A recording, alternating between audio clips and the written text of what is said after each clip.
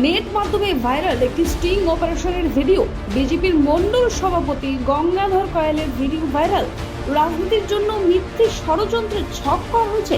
মিথ্যে অভিযোগে তৃণমূল নেতাদের গ্রেফতার করা হয়েছে দাবি সন্দেশখালীর বিজেপির মণ্ডল সভাপতি গঙ্গাধর কয়ালের। যদিও এই ভিডিওর সত্যতা যাচাই করেনি নিউজ অল ইন্ডিয়া। দেখুন সেই ভিডিও।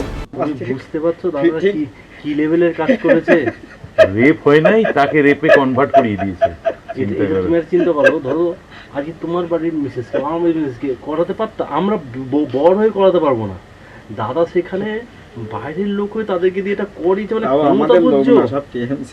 টিএমসির লোক তাদের করিয়েছেন। হ্যাঁ, আপনারা কিভাবে মানে ওদের ব্রেন ওয়াশটা কিভাবে করতেন এটা বলেন দেখি। না, আমাদের নির্দেশ ছিল, সুরেন্দ্র হেল্প করেছে। এইটা না করলে ওখানে আর এই তাবড় মালকে গ্রেপ্তার না করাতে পারলে তোমরা ওখানে দাঁড়াতে পারবে না। আর গ্রেপ্তার করাতে গেলে তোমাদের এইগুলো করতে হবে। রেপ কেসটা তো দিতেই হবে। শুভঙ্কর ছেলেটা প্রথম সাথ দিয়েছিল। কে শুভঙ্কর ছেলেটা প্রথম শুভঙ্কর সাথ দিয়েছিল, কিন্তু ও পরে ও কিছু অর্থনৈতিক তছনছ করে ফেলে মেছে, ঠিক আছে? সেই জায়গা থেকে ও কিন্তু একটু হটে গেল। না, এমনি শুভেন্দুদা এই জিনিসটা কি কন্ট্রোল করতো?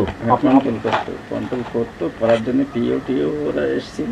পিএ হচ্ছে পীযুষ নাকি পীযুষ ওই এদেরকে ব্রেন ওয়াশ করতো। হ্যাঁ, আমাকে দিয়ে বলতো যে এইটা করতে হবে, ওইটা করতে হবে।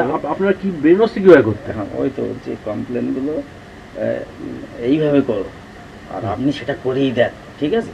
ওরা যেটা বলতো আমি করিয়ে দিই। না, আপনি মেয়েদেরকে একটা মেয়ে যখন লিখতো যে আমাকে রেপ করেছে, মানে যেটা হয়নি তাও সেটা লিখছে, তা সেই ক্ষেত্রে তো ওরা তো প্রথমে তো না বলতো তো আপনাকে।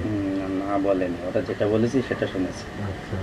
মোটামুটি যে আপনাদের এই আন্দোলনকে ধরে রাখতে দিলে ওদেরকে গ্রেফতার না করা পর্যন্ত কিন্তু আপনাদের এই আন্দোলন সাকসেস হবে না। মানে শিবু শাহজাহান পরবর্তী দিনে এদের গ্রেফতার না করলে এখানে আপনাদের টিকতে দেবে না, বুলেটের আঘাতে আপনাদের শেষ করে দেবে। আর তাই করে দিত।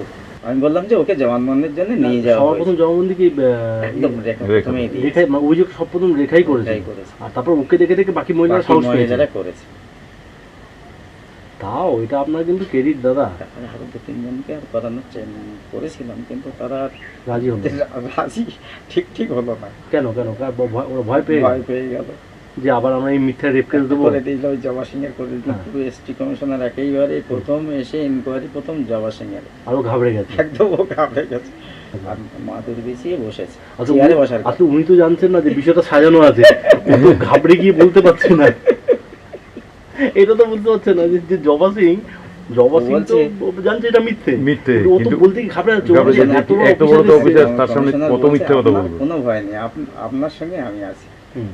এই জায়গায় থানা পুলিশ আপনাকে নিয়ে যাবে, নিয়ে যাওয়ার আপনার ক্ষমতা নেই। আপনি নির্ভয়ে বলুন আমার সঙ্গে, ঠিক আছে? আগে যা এরা প্লটটা সাজিয়ে দিয়েছিল, মাথায় গেছে ঘেটে, এই পজিশনের লোক দেখে ঘেটে গেছে আর বলতে পারেনি। এইটাই হয়েছে, ওকে রিহার্সাল দেওয়ানোর দরকার ছিল।